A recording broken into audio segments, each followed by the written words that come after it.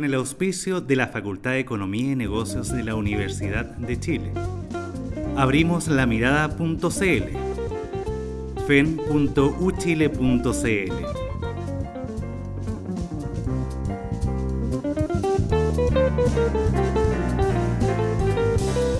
Presenta La Mesa.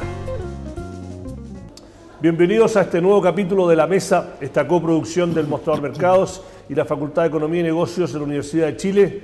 Hoy volvemos a un tema que ha sido dominante en la primera mitad del año de la serie semanal que tenemos, que es la reforma tributaria. Nuestro invitado hoy, Eugenio Rivera, economista asociado con la Fundación 21, escribió una columna hace un par de semanas en el Mostrador Mercados bastante crítica de ciertos aspectos, no solo del fondo de la reforma, sino también el debate que se está generando. Estamos ya en la recta final. Gracias por venir primero que todo. Vamos a saludarte, Eugenio. Muchas gracias por la invitación. Bueno, estamos en la recta final, no sé si recta final, pero en la última vuelta de una carrera de 1.600 metros, en las cuales ya debería estar a punto de votarse en comisión. Hay dos puntos que son los puntos que más se suenan, que el gobierno está dispuesto a transar. Estamos hablando de puntos que eran el corazón de la reforma original. Una es la retención del 10% y el otro es incentivos al ahorro y la inversión que reemplacen el FUT. Eugenio, hablemos primero de la coyuntura, ¿no? Esto está en el Senado, el ministro de Hacienda y el gobierno han adquirido un tono un poco más dialogante, si se puede decir, ante críticas que en la Cámara de Diputados esto fue una posición muy dura del gobierno, se filtran cosas de que se están negociando. Tú has escrito y has hablado bastante claro de lo que tú opinas de esta reforma. Explica un poco cómo lo ves, cómo se va a desarrollar, cuáles son los puntos claves. Sí, yo creo que estamos en un momento bastante crucial en términos de lo que va a salir finalmente como reforma tributaria. A mí me parece que el debate público, la campaña que se ha desarrollado en contra de la iniciativa ha tenido cierta mella y en ese sentido creo yo que en estos días está en proceso de decisión. A mí me parece, sin embargo, que la discusión se ha ido crecientemente concentrando en aspectos secundarios de la discusión. Y ¿Tú crees que lo del 10% es secundario? No, no digo que sea secundario, pero sí los objetivos en materia de FUT, en materia de recaudación y en materia de reducción de la elusión se han alcanzado y en ese sentido se están en los temas adyacentes, que son muy importantes sin embargo. En relación con el 10%, el otro día en el Senado, Ricardo French Davis, un economista al cual yo admiro mucho, decía que de la FEN además, economista de la FEN. Exactamente, que la retención del 10% no recaudaba cero y metía mucho ruido. Yo creo que es necesario discrepar con él en el sentido que la retención del 10% no tiene un objetivo recaudatorio, sino que es un objetivo básicamente para reducir la elusión y la evasión tributaria. ¿Cuál es la ventaja de la retención tributaria? Que los contribuyentes que están tratando de reducir sus pagos, de alguna manera van a tener que operar sobre recursos que ya están en manos del Estado. Y en ese sentido va a dificultar de manera significativa el esfuerzo de elusión y evasión tributaria. En esos términos, yo creo que sí va a tener un efecto recaudatorio porque va a reducir las posibilidades efectivas de reducir la carga tributaria.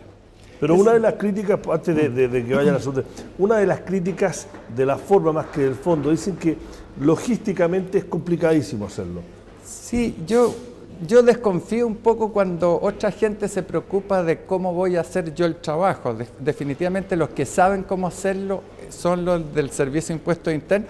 Y fue muy interesante que antes de ayer, la semana pasada, Echeverri, que estuvo 12 años en el Servicio de Impuestos Internos y al cual yo realmente respeto mucho por su experiencia, él dijo que no habían problemas prácticos, él no coincidía con la idea, pero no habían problemas prácticos en todo lo relacionado con la renta atribuida. Y en ese sentido a mí me parece que esa es una opinión muy fuerte y me confirma mi impresión de que los que hablan en contra de ese tema es porque tienen digamos, ven que ese va a ser un instrumento muy importante para reducir la evasión. Es importante tener en cuenta que en general en los 20 años de concertación se hicieron grandes avances en materia de reducción de la evasión del IVA. Lo que siempre aparecía como el problema postergado, rezagado, era el reducir la evasión estimada del impuesto a la renta. Y yo creo que esa medida, la renta atribuida, la retención y las mayores atribuciones del Servicio de Impuestos Internos son claves en la perspectiva de reducir la evasión del impuesto a la renta. Mira, una pregunta, el segundo tema, que son la admisión tardía cuando presentó la propuesta del gobierno de que efectivamente la eliminación del FUT y otras partes de esta reforma tributaria del proyecto sí tendrían un impacto en la inversión. Ha habido un amplio debate porque no se presentaron todos los estudios, no se hicieron. Cabe decir de que ninguna de las reformas tributarias previas también se hicieron tantos estudios, que una crítica que la hija Agustín dijo, ninguna otra. Pero más allá de eso, el gobierno admite que va a haber un impacto y que van a haber otras cosas para mitigarlo. Otro profesor de acá, expresidente del Banco Central, José Gregorio, dijo al Congreso que el impacto iba a ser mínimo, que en el peor de los casos iba a impactar como el 0.4% del PIB y en una situación extrema. Vaya los números que no los tenemos. ¿Tú crees que la eliminación del FUT va a crear un problema relevante a los incentivos para invertir? ¿Y qué alternativas se están barajando o cuáles crees tú que serían alternativas válidas? Mira, yo creo que el problema fundamental del FUT es que fomenta y facilita la elusión y la evasión tributaria. En ese sentido, yo creo que sería muy importante medir el efecto que va a tener ese elemento sobre el ahorro y sobre la inversión, en la medida que estos recursos van a pasar en parte a ser utilizados por el Estado. En ese sentido, yo creo que desde el punto de vista del ahorro y desde el punto de vista de la inversión, el efecto es poco claro. Por otra parte, Roberto Saller, que me parece que hizo una muy buena presentación hace una semana en el Congreso, él llamó la atención, mire, lo que a mí me parece, y todo esto un poco al ojo, ¿no? Pero todos los opinólogos, los exministros aparecen como opinólogos porque no muestran estudios respecto al posible impacto, sino que un poco dicen, me parece, en fin. Él decía, el impacto de la reforma tributaria se estimaba entre un impacto negativo de hasta 0.4% hasta un leve efecto positivo. Y él llamó la atención sobre un tema que a mí me parece crucial. Él dice, en general los críticos no evalúan el impacto en el corto plazo que va a tener la reforma tributaria, o digamos, los recursos que lleguen al Estado, que van a ser destinados, claro, a la educación, pero también a un fomento más fuerte sobre la pyme, etcétera. En ese sentido, si uno analiza el problema, se pregunta, ¿cuál es la dificultad central que tenemos como economía chilena?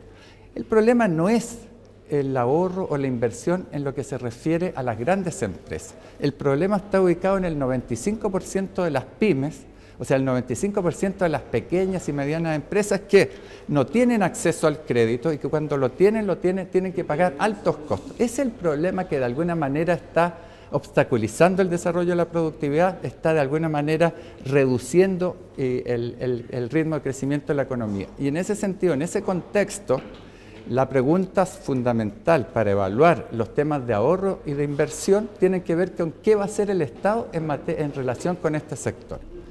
Y por otra parte, se habla mucho de los incentivos al ahorro. A mí me parece que es una preocupación importante y vamos a ver qué elementos propone ahora el gobierno. Sin embargo, a mí me preocupa mucho más qué se está haciendo con el ahorro que existe, porque la principal componente del ahorro es el ahorro obligatorio que está en los fondos de pensiones principalmente. Y si uno mira lo que sucede con ese ahorro, en primer lugar... ¿Qué porcentaje del ahorro de las cuentas nacionales viene del ahorro obligatorio? No tengo la cifra exacta, pero es más del 50%. Y en ese sentido, la pregunta es, ese flujo que entra en los fondos de pensiones mes a mes, ¿cuál es la utilización que se hace de él? Está bien, hay que preocuparse de los incentivos al ahorro, pero que es también tan importante, o quizás más importante que eso, es qué estamos haciendo con el ahorro obligatorio. Y si uno analiza eso, se da cuenta que el 40%, 42% de los recursos de los chilenos ahorrados en los fondos de pensiones se va al exterior. Yo no sé, digamos... Porque no hay suficientes instrumentos, habría una cantidad de flujo, uno se ahogaría, la economía chilena no da abasto para meterle 162.000 millones de dólares, el doble. Claro, no es tanto como eso, son como 90.000. Bueno, pero sí, son claro. En total No, lo que tiene la AFP son 163.000 millones. Pero te digo, y el 40% todo más creo que está fuera. Yo estoy de acuerdo, esa es la fundamentación general, pero yo creo que es posible pensar, no sé, pues pienso por ejemplo en el caso de Codelco.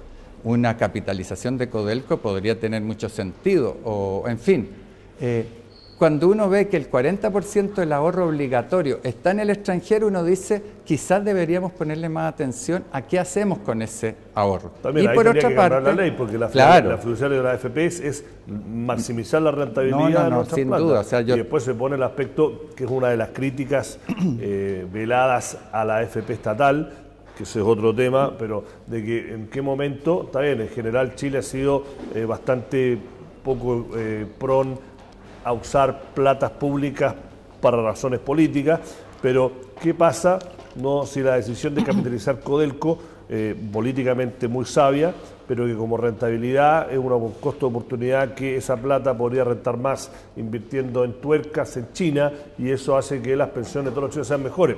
Estoy exagerando el tema, simplificándolo, que es un debate político, es un debate político más que económico. Ahí. No, yo estoy de acuerdo, pero yo tengo mucha, digamos, yo no digo que sea fácil ni que no sea necesaria una reforma legal. Lo que sí digo es que aquí hay muchas posibilidades de inversión que podrían ser más rentables que algunas cosas que tenemos en el exterior. Pero yo decía, ahí hay un 40% de las... Y yo digo, por otra parte, el 60% de los fondos de pensiones están invertidos aquí en Chile, de los cuales más de la mitad, o casi cerca de la mitad, lo utilizan 20 empresas y 10 bancos. En ese sentido, si uno analiza, porque ¿cuál es mi punto en esto? Yo no digo que no sea importante pensar en los incentivos al ahorro, pero digo, necesitamos ampliar el ámbito de discusión. Y en ese sentido, a esa discusión yo le sumaría, quizás, diría, sería mucho más útil pensar y repensar lo que se está haciendo con el ahorro existente y con el ahorro que fluye mensualmente para enfrentar los problemas que derivan de nuestra baja capacidad de ahorro y de nuestros problemas en materia de inversión.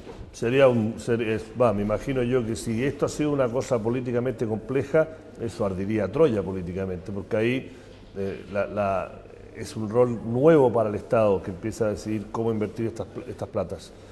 Porque tendría que efectivamente cambiar el marco legal y el rol de la AFP.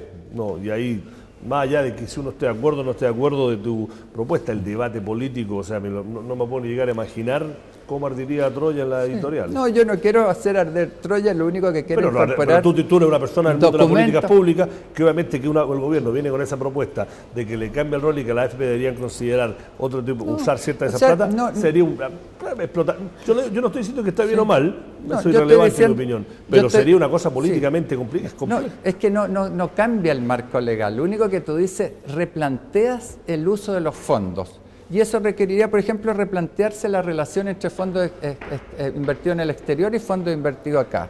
Es generar instrumentos que pudieran permitir un mejor acceso a todo lo que es la pequeña y mediana empresa. Yo estoy hablando de eso. Y esa es, como tú decías, ese otro tema. Sin embargo, es relevante aquí para cuando discutimos sobre el efecto de la reforma tributaria sobre el ahorro. Me parece que es un tema importante, pero también habría que pensar cómo estamos utilizando el ahorro. Por ejemplo, en los recursos del FUT se estima que más o menos 32.000 millones están siendo utilizados por las empresas, por el retail que invierte en el extranjero. Eso significa que el Estado le está subsidiando más o menos 8.000 millones de dólares a estas empresas en sus inversiones en el exterior. Yo naturalmente... Pero van a pagar impuestos de eso. No, es que no pagan impuestos. Pero ahora sí, por la reforma tributaria. Claro, o sea, ahora van a pagar impuestos, pero digamos, han dejado de pagar en el futuro. Yo digo, está bien, yo me enorgullezco de ver a las distintas empresas, las distintas capitales de América Latina y todo, pero uno podría decir cuál es el uso alternativo de esos 8.000 millones de dólares que de alguna manera le adeudan estas empresas al Estado, y yo pienso que aquí en Chile habrían una serie de usos alternativos. Entonces, A mí me parece que la discusión sobre el ahorro y la inversión está un poco sesgada porque no incorpora todos los elementos. Es muy válido lo que tú dices, yo creo que sería un punto de debate, pero mi intuición que sería un debate fuerte, porque ahí estaríamos tocando ciertas partes del modelo que las reformas de este gobierno actual rozan.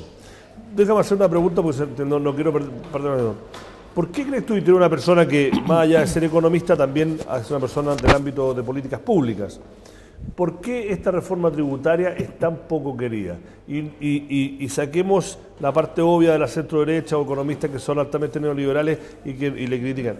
Ha habido muy poca gente fuera del gobierno, inclusive economistas identificados con la nueva mayoría, que han salido a defenderla con fuerza. Uno de los pocos ha sido José Gregorio, Franz Davis con reparos, Agostinis con muchos reparos, y él es uno de los padres de la reforma. Entonces, a nosotros nos critican a veces como medio de que bueno, pero todos le están dando. Le digo, la verdad que vaya que no estamos de acuerdo que le estamos dando a la reforma del gobierno, pero a nosotros, y lo digo ahora a nivel personal como periodista, es bien difícil encontrar a economistas fuera del gobierno que estén dispuestos a darle el apoyo que a lo mejor debería tener. Entonces, ¿por qué es tan poco querida? Mira, yo creo que a mí me dejó muy impresionado la portada del Mercurio del día jueves pasado, de la semana pasada, miércoles de la semana pasada. Aparecía un gran titular en que los 8 ministros de Hacienda que habían habido, los 5 ministros de Hacienda, los jefes de impuestos internos, en los 30 años que han pasado, porque había gente del régimen militar, Sí, Cáceres, Felipe Lamarca, etcétera. Todos decían, según el Mercurio, que coincidían en que la reforma era necesaria, lo que es un gran avance, pero que ellos lo harían de otra forma. Eso es un gran triunfo del gobierno, le han dado poco crédito, que el debate ahora no es si se necesita o no, porque el debate cambió, es cómo, ¿no? Absolutamente. Y justamente yo decía, pero ¿qué es lo que...? ¿Cuál es? Y yo creo que ahí está la respuesta a tu pregunta. El problema es que lo que tenemos actualmente como sistema tributario es algo que nació en el año 84 y se perfeccionó bajo el régimen militar, pero se siguió perfeccionando bajo los 4 gobiernos de la Concertación. En ese sentido, los ministros de Hacienda que aparecen en eso y que uno no asocia al régimen militar, Aninat, Marfán, Velasco, etcétera, podríamos decir son los padres de la criatura, son los padres del sistema tributario que tenemos.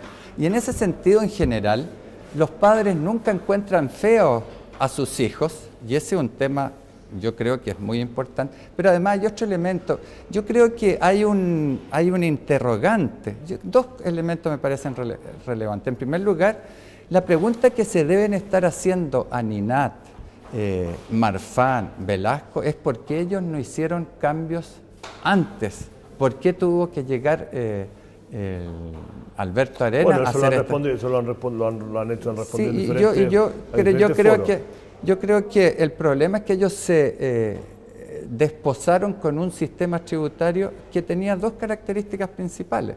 En primer lugar, cargaba todo sobre el impuesto, una parte muy importante de la recaudación fiscal sobre el IVA.